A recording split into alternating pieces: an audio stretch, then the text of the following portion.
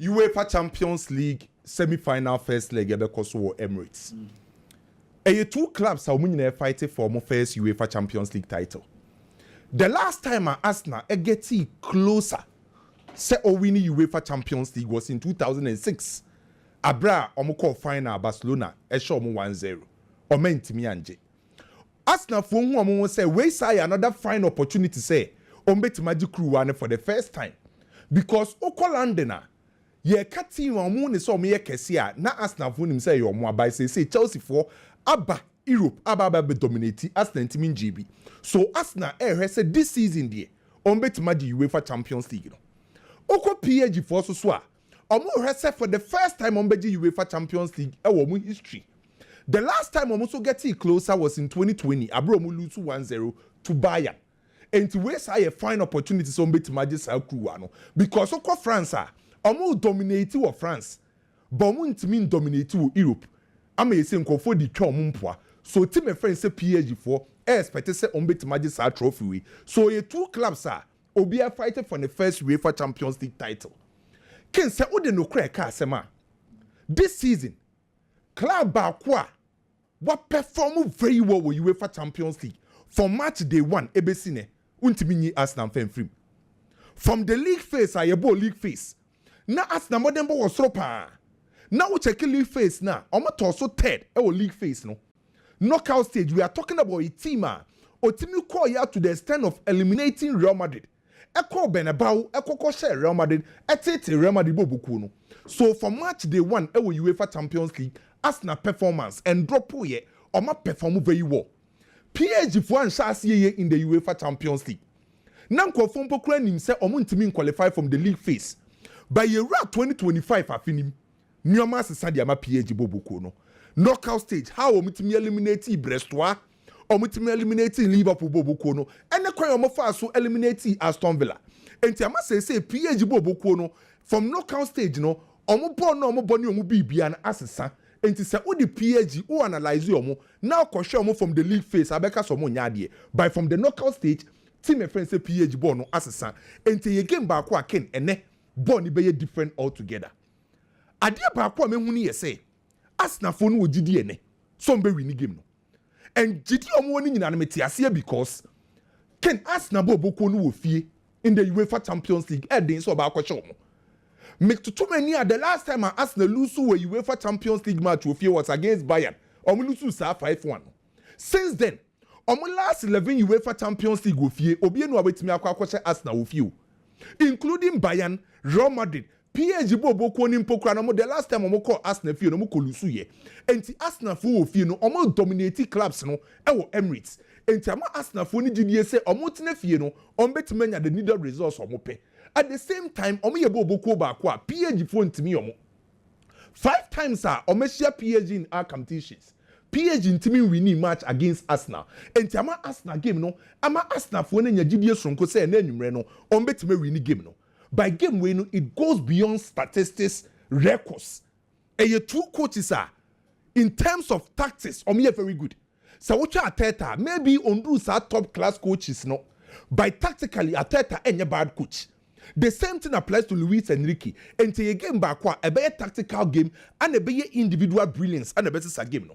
So what I keep PSG Bobokoni this season on the field of player. But preference Luis Enrique as a Sanyoma Kakra with PSG Bobokoni. Adi Odiabesha PSG Bobokoni ma is obi ebo PSG abasono. A dynamic strikerless system is so muyusu. And to Okosia PSG Bobokona. Omo natural number 9. And attacking shape no a dynamic SSA. Enti untimi predict PSG for the crown befa so attack. So pa preference Luis Enrique no e the side dynamic strikerless system e the aba be rom bobuku nim. Omo onuama miense omo fa so e the attack. The first thing abahu PSG bobuku no so omo attack ni yese 1. PSG bobuku ni attack a the first stage omo ma branch defense Nuno Mendes operate as the left back mostly Okoka Marquinhos and Apache ho. No ma for me a back 3. Na etimi allow Hakimi Ashraf sa on join attack. Not 3 midfielders, Vitinha, Joao Neves mu etimi control mfimfi ho na Kvaratskhelia Dembele se Duane na bebo se Bakola na bebo a ometimi interchange positions e wo attacking third. So the first thing abe hu PSG for attacking style no e say Nuno Mendes e be ka the back two no ma form a back three. The next thing I say hu ni say side to me so nsa no ye were times bi wo ho a hu the right back and the left back say nyina surge forward. In this case, Hakimi Ashraf operating as a right back, joining attack. Nuno Mendes as a left back, joining attack. Anytime we have 2 players to be attacking, allow the left winger, the right winger, and I will be operating as the strikerless number 9. Also, a move centrally. At the same time, the 3 central midfielders, etimi occupy spaces are Hakimi Ashraf and Nuno Mendes because the wide area now.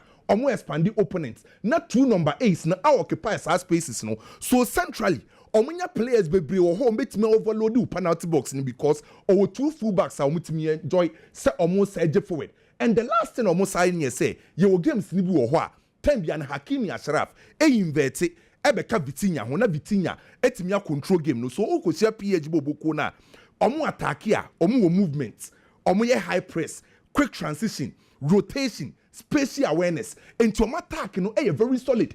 That's the reason why so far in the UEFA Champions League, teams are total attempt to score PSG for no etoso number 2.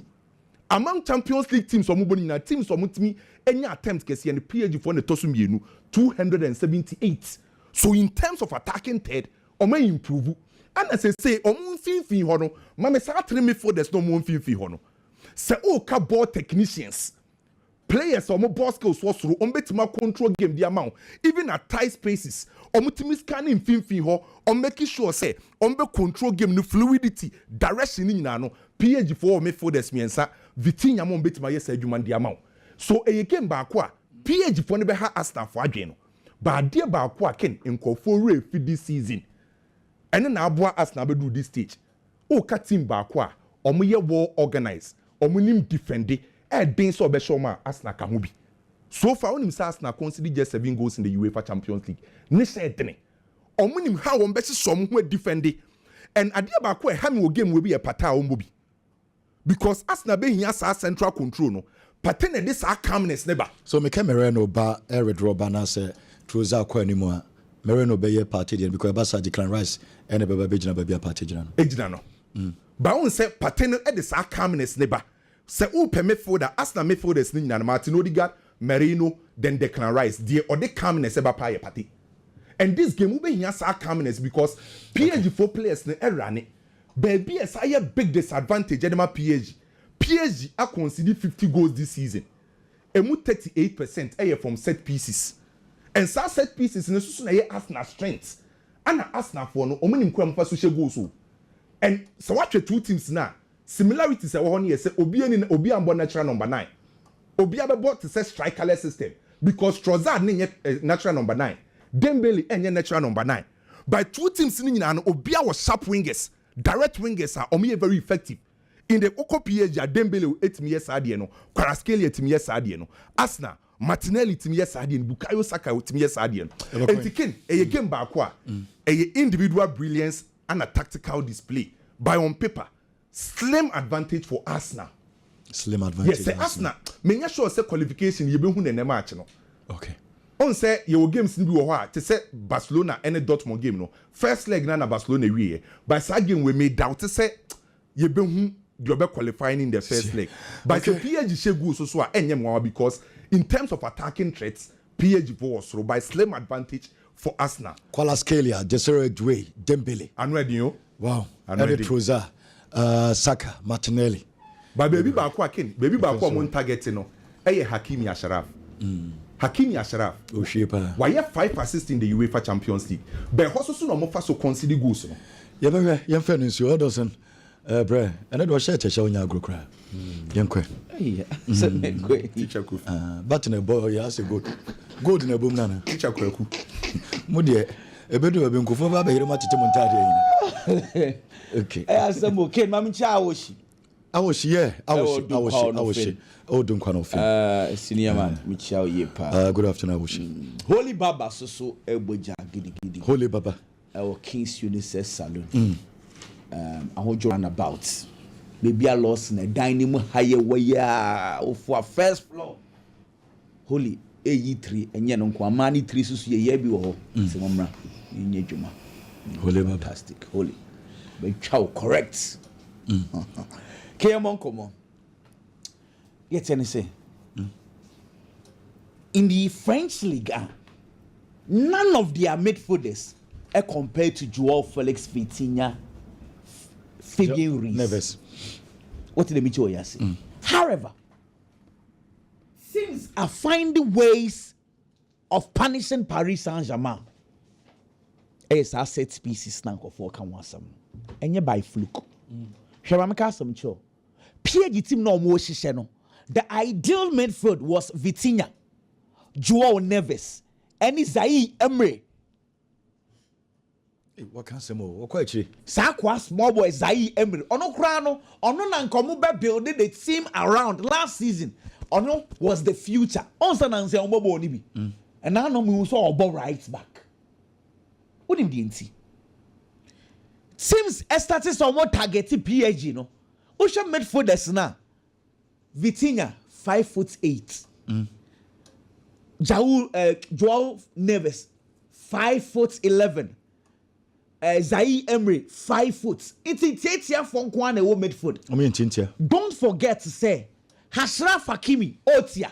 On 5'4" nebia. Nuno Mendes Otia or 5'4" nebia. The only tall person our PSG team no is William Pacho. It seems the task is our target to set pieces ya bar. Some for more it's a money more but set pieces better who take advantage of it. That's not so top place. Exactly. So the coach decided say Fabian Ruiz as a Bobo Nibi. So this man will be a key. Donnarumma. Because all your first leg and I mean we say do be na koto apieba. Aye. Engineer has Donnarumma here because all players in there when even McKenna's crew to me feel cost on Webby. Oh, the only tall guy if I'm right, almost from midfield to defense. Fabian Ruiz in Pacho. And Pacho Wapa. Yes, we tell you. Pacho tintin to say Declan Rice the NB. Okay. Because Arsenal then William Saliba or Wapau. Jacob sa Q no or 6 foot 2 or wow. I am on 4 feet or Wapa the size and the height to say Declan Rice the NB. But so quite so. Iowa. But on say, so you talk about PSG team, no say they are tintin for the defender. You don't have more than 4. Be 3. Exactly. Yes, it will affect your team. No question woman said that's set pieces and somebody there. If Arsenal are going to take advantage, one of those things, ASR set pieces, you cannot discount it. And then now what can say? Yeah, against Real Madrid, or targeting Real Madrid. Tibu Kutua first mistake, and then Thomas Partey Eshana, or we born if you pony mono. But after bare 5 minutes, Tibu Kutua confident in Tomba. No appear no abetino. Arsenal, so or boss set piece no appear better by community and son with me mobile. One key about Arsenal set pieces Thomas Partey on time head the ball. Partey Juma our set pieces no say. Debi I no and a copy will be more better go. Juma no. Debi share Obiansha Thomas Partey no more boni be but go and watch Arsenal set pieces. Time will be a baby Thomas Partey be true me car corner one on bonifa. Ayono either say Okopian goalkeeper and Mobia Behediana so Kopian defend the game will be taking advantage. So the set pieces is important. Advantage Arsenal on that. Now back to the game itself. Yeah. If there is respect as I say a dema coach Bia, I am Mikel Arteta, and let me explain to you why. Yesterday season, you know, Arsenal back 4. Ukata Wenia, Ben White right back. Califiori left back, Gabriel Magalhaes, William Saliba 4 and 5. And nay, me no say Ben White is not available. During team by Bob Bona, see say BBNCO. She said Gabriel Magalhaes Prano, Obia didn't say Guniti say you cannot play Real Madrid home and away with Jacob Kiyo. Make a whoopee. But boy, no was surprising, oh Bob Bono, as if say BBNC. Come to think of it, an 18-year-old left back. Akwana bo home and away against Madrid. As BBNC, Akwana no left back. I to say Nico O'Reilly now Obo City for leg back no. Omo ye nkwara midfielders a coach na ho kyerenti na odon nkwara na akwa gina ho. Arsenal back four emu ba ko pe. And say so available obobo yet Arsenal are playing normal football. For that I respect Mikel Arteta for that. Say he's been able to mold the team because 3 seasons ago Gabriel Magalhaes O'Priye Arsenal first Saliba of Arsenal season go off. But today they are doing very well. In the Arsenal defensive shape, and look, omubesia proper competition. Nene, I am curious. I want to know Kivicha Kvaratskhelia and Jurgen Timber battle. Na me dem can say complete wingers ewo association football no. Me favorite one. Me come yensa and nine Abraham Kivicha Kvaratskhelia din. Because wingers obia one style. Yawa winger be all the ball ne manual. He's always trying to cut in. He will be all the ball ne the manual. He's always going to the bar line. But your players be also so are you unpredictable. That Kivicha Kvaratskhelia guy of a baller, either he's going to cut in, he's going to go to the bar line, he's going to dribble and shoot. He's unpredictable. So those wingers, you don't allow them space. And no Neymar media best point is against Aston Villa. Ken, me nyabo treasure 90 minutes. PAG Aston Villa. You know what Aston Villa did? Sa game no. You know what I say PAG craft chef go. Aston Villa had a plan. Now maybe can some say Arsenal for if they follow Aston Villa on behalf PAG rough. PAG for no ball jugglers, Joao Neves. Any Vitinha, omo no press they be an PAG for your build up. Boys me no pay ba. Watch this very well. So omo na beji ball. On beji ball, esan say Brony Fred be ball retention. Sabo okuta obi. Nipa miensa e ba no so onsuro. Sa 2 plays omo ye very comfortable with the ball. It's time will be and Donnarumma far ball no an omo pie for ball ne ma ye nsuro hwe. Now Unai Emery wanted to cut this. And all the players in Yenuko Jina almost said press them. They were very aggressive. No to chow because we no go omo ma o be gu weni mu as rough. Sanko for me anyway. Say we ye made for that old tackle omo chow omo me how. Inti they were very aggressive on them. You know what happened? Sa Hakimi craft first goal no. Omo ball Vitinha. And Vitinha lose control Neymar we counter attack. Now the reason I make us say if you press Paris Saint-Germain then yeah Paris Saint-Germain onsro ne say Luis Enrique GDA power on the front three ne say press yen na ye B2 press no a ye benya 1v1 Kivicha Kvaratskhelia versus Jurgen Timber Dembele versus Saliba or Jacob Kiwior ebia ye benya Desire Doyi versus Nuno Mendes into sade no pe into opre ball no we chirewa or the say come and press us. If you press us now to make ball now you are good to go. So one ball no near 1v1 I trust my wingers. That is how PAG play their football. Okay. I am sure as don't know very well say again we marking the opener PAG for the home and that is very clear. If they give and they open up the game near ball 1-1 one daily be a confirmed by how Ashraf Hakimi be a key because one this is an idea about was surprised will be in a position on the pitch. Utimi Kwan wakujina number 8. Utimi Kwan wakujina number 10. And it's still on tries or beba. So and fan on now wakujina anymore. Because that is the coach style. Coach Hakimi will provide a lot of attacking prowess. So go, don't worry. Okwa said Joao Neves ni Vitinha. They're always around to support. They're telling us PAG for biggest problem Eyomo Echiro. And I don't blame them because Omuni a typical defensive midfielder. Arsenal, I am yasa me came and ruin both Arsenal. My true sad no necessarily prove to me. Big game so bit in your bonus. And yes, sir, PAG for bad defense. I don't trust their goalkeeper. Though season we prove me wrong or their previous games. But so bit in Kwandia because Arsenal will create chances and I'm expecting Arsenal to score. What I say, PAG for no. So Omitinya 10 things around probably in the second leg. But game way be fair.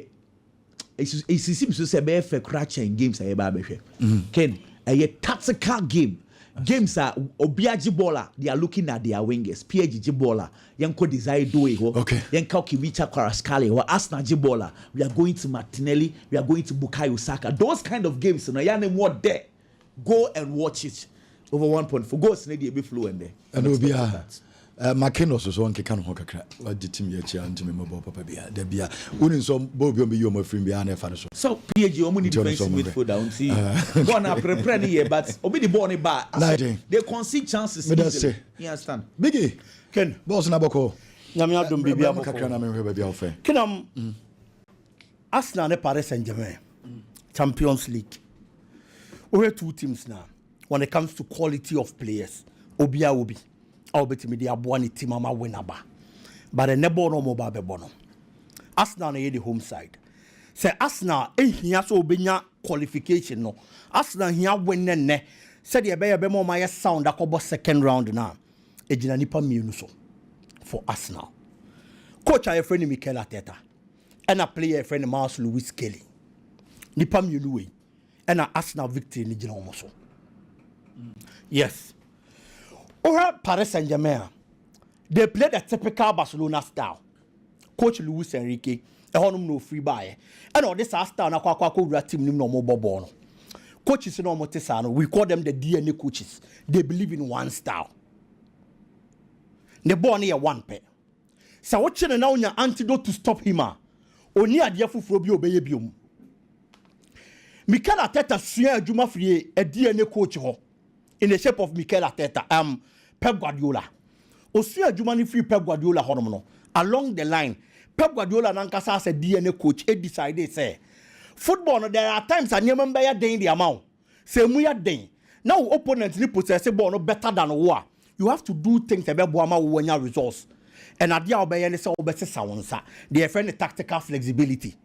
Eti Mikel Arteta as a coach, esua sa ade no, e de can style na osua free Pep Guardiola ne ho. And afei or the year juma and then you may conquer the man. Bona Paris Saint-Germain bono. They have midfielders. More quality or mukita bono. Omun detected the pace of the game. And the Paris Saint-Germain bobo ken. It is all person will say the style of a team my friend say Paris Saint-Germain. Make sure you are going to render the midfielders useless. Now the Inter make us Arteta will keen and say the game against Real Madrid. So here ya. Mikel Arteta who say Madrid players in the Ginem Finfi on no quality. O Jamu Momo Bobo na, and also many players the numbers here pair, or more quality on the Behano. So what he did, ne say, Obama Lewis Kelly as an inverted midfielder.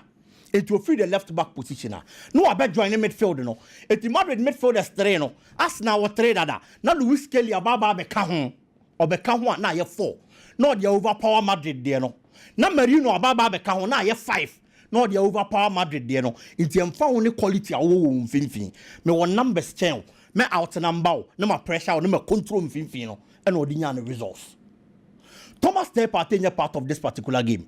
It's the Arsenal midfield. Player obey keeper Marcus Lewis Kelly. No, you're the master planner. Abraham Real Madrid. Or free the left back position. No, but join him finfin 1-1. Or no, the mad defense and answer midfield. No, that kind of cover. It won't finfin on him. It's in the absence of Thomas Partey. Player is going to be needed and Arteta didn't try against Real Madrid. Afano. At the SSO, you need to be repeating in the year. So to me repeat, they are taking over the midfield. Once you take over the midfield against Paris Saint-Germain team is useless. That is number one. Number two, Arteta as a coach, that tactical flexibility, Paris Saint-Germain need. The kind of style appears to do game muno. Necessarily Luis Enrique Arteta. He's a better coach than Arteta. One better coach in Arteta. Way better coach than Arteta. Arteta man when it comes to coaching. But Nitra Medic can actually say Luis Enrique is a DNA kind of coach. System no the be game no. Ochena days or better sano. But Arteta and super possessive football ni be. But Arteta when he needs results or to miss the sun and sa. No what defended the apparent results. Game only Real Madrid ball but about only a typical example. It was no ball no move bonabia. But the do says so sun and sano, which is idea friend the tactical flexibility or your park to know the results. And the Arteta is different. And I know that Arteta that advantage over coach friend Luis Enrique. Who be some one a better coach and there no doubt Luis Enrique. But that's Arteta's tactical flexibility. And man original brand at the channel. And me jiri say and no any idea about Mikel Arteta as a coach versus Paris Saint-Germain Bobo no. Say we are ding. Necessary defend you be defended. No one defend it well. Champions League na airborne. So we Inter Milan free the best defensive side. Hey Arsenal Boboko no. William Saliba also has a point to prove. November ever January mu ya. And a Paris Saint-Germain did 95 million euros. Every Arsenal so mu here central defender no. Arsenal so only ready so betom. He has to prove a point today. So we decided so betom 95 million euros. And the abaso baba befau. A share the kind of quality our. He has to step in the absence of Gabriel. Only if you are here, Juma. I have no meaning here in football. There is something we call where it matters most. And it's our Breno. Yes, our game way. Paris Saint-Germain, the last 2 travels in Koyi and Famano. Okay. Aston Villa share. Or share we or Nantes so kwa we koko ball draw. In the French League, can know you're unbeaten. 30 solid league matches. The last league game, boy, what Tenefia Nice about channel. And the first 11, almost every player a Bobby. Okay. It's the PSG, no doubt about it. But Mikel Arteta, tactical flexibility. And the performance of Mars Louis Kelly, how you see the one thing you as an inverted midfielder, every play advantage to Arsenal Bobokono. Okay. I see Arsenal winning. 2-1 win for Arsenal. 2-1 Arsenal? Yes. Okay. 2-1 Arsenal. For Arsenal. Say 2-1 Arsenal, Arsenal be qualify. Can okay, na the only one there crowd baby a okọ. Crowd da nyame ase. Okay. No akọ away. No akọ bonnet said the okọ ball Madrid wa away no. Could defend and we BM now. Yes. Okay. Me da say biggie. Yen fan so me call quick commercial break aba meba ye ba beto so e mo booking course na ready. Ye ba sisi an ye dia bro na what was so